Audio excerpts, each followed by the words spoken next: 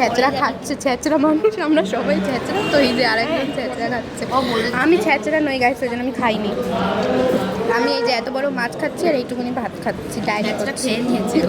ছেঁচড়া নই তো।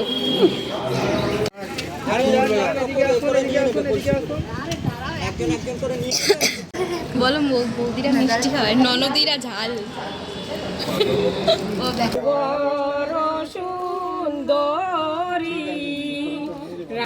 অনেকদিন পর একটা বিয়ে বাড়ি খাচ্ছে গাইস।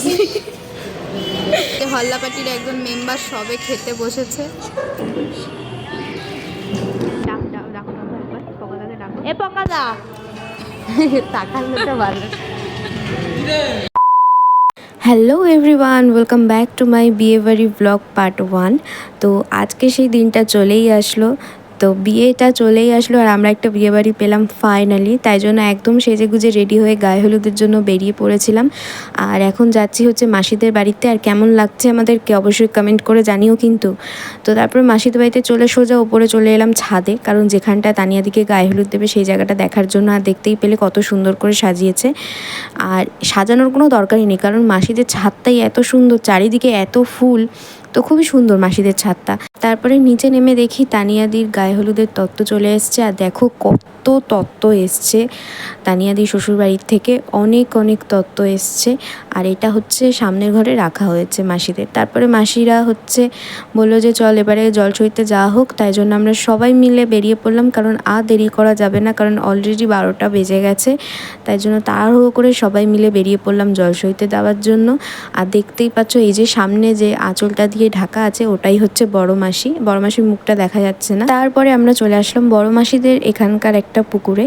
তো এখানে দাঁড়িয়ে দাঁড়িয়ে হচ্ছে বড় মাসির যে ননদ মানে তানিয়াদির পিসিরা হচ্ছে গান গাইছিল, কারণ মানে গঙ্গা বরণ করার সময় নাকি গান গাইতে হয়, তো তাই জন্য ওরা গান গাইছিল। গান টান গাওয়ার পর তারপরে ওরা সবাই মিলে কলসিতে ঘটিতে জল ভরে নিল। তারপরে জল ভরে সবাই একসাথে উঠে আসলো। আর দেখো কি সুন্দর লাগলো না যখন ওরা উঠে আসলো।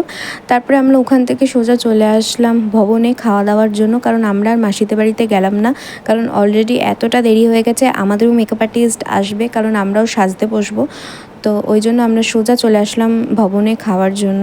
আর এই দেখো প্লেটগুলো দিয়ে দিয়েছে, আর প্লেটগুলো কত সুন্দর লাগছে দেখতে। আমরা এখানে ইয়ার্কি মেরে বলছিলাম যে প্লেটগুলো নিয়ে বাড়ি চলে যাবো গাইস। আমরা সবাই একসাথে খেতে বসেছি, আমি, রানীদি, দিদি, দি ভাই আর হচ্ছে পাকু। আর ছেলেদের দল এখনও পর্যন্ত খেতে বসেনি, আমরা মেয়েদের দলরা খেতে বসে পড়েছি, মানে হল্লা পার্টিদের মেয়েদের দল।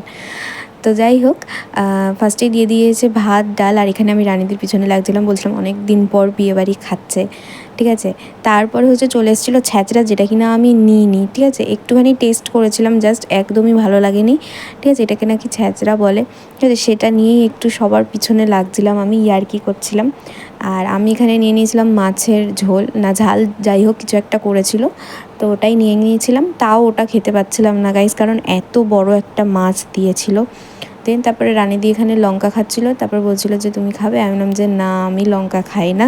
আমি সিরিয়াসলি গাইস লঙ্কা কামড়ে আমি খেতেই পারি না। দিদিকেও দিচ্ছিলো, দিদিও খাবে না বলছিলো। আর এখানে আমি বলছিলাম যে বৌদিরা মিষ্টি হয় ওই জন্য লঙ্কা খায় না, ননদরা ঝাল হয় তাই জন্য লঙ্কা খেতে পারে। তো সেটা প্রমাণ করার জন্য রানীদি আবার দিভাইকেও দিচ্ছিলো, দিভাইও খেতে যাচ্ছিলো। তারপর আমার কথাটা শুনে আর খেলো না। দেন তারপরে এখানে দিয়ে দিয়েছিলো চাটনি। আর চাটনি খেতে আমার অলওয়েজ খুবই ভালো লাগে।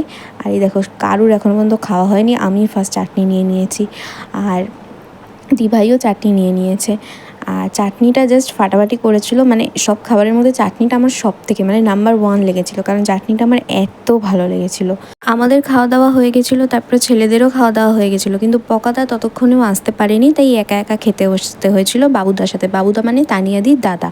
তো যাই হোক আমরা একটু পিছনে লাগছিলাম পকাদাকে ডেকে, কারণ পকাদা একা একা খেতে বসেছিল। দেন পকাদার জন্য ওয়েট করেছিলাম। তারপর পকাদার খাওয়া হয়ে যাওয়ার পর আমরা চলে এসেছিলাম নিচে। আর এখানে আমি বলছিলাম যে পাক্কা 2 বছর পর বিয়ে বাড়ি খাচ্ছি গাইজ, যেটা সত্যি কথা, আমার বিয়ে 2 বছর হতে চললো, মানে 2 বছরের মধ্যে আমি জাস্ট এই ফার্স্ট বিয়েবাড়ি পেলাম। মানে অনুষ্ঠান আমি অনেক পেয়েছি, কিন্তু বিয়েবাড়ি জাস্ট এই একটাই পেলাম। যাই হোক, আমরা এখানে দাঁড়িয়ে আছি রিক্সা ধরার জন্য, যাতে আমরা তাড়াতাড়ি করে বাড়িতে গিয়ে সাজতে পারি। আর এখানে দেখো দিদি হাই করে দিল, দেন তারপরে রিক্সা চলে আসলো আর আমরা সবাই মিলে উঠে পড়লাম রিক্সায়। আর ওরা দেখো পিছনে, ওরা চলে যাবে উল্টো দিকে, আমরা চলে যাব উল্টো দিকে, মানে একটা রাস্তাতে 2 ভাগ হয়ে যাব আমরা। তো গাইস, ভিডিওটা এখানেই শেষ করছি। পার্ট 2 দেখার জন্য অবশ্যই কিন্তু সাবস্ক্রাইব করে নিও। আর ভিডিওটা কেমন লাগলো অবশ্যই কমেন্ট করে জানিও, আর ভালো লাগলে লাইক করে দিও।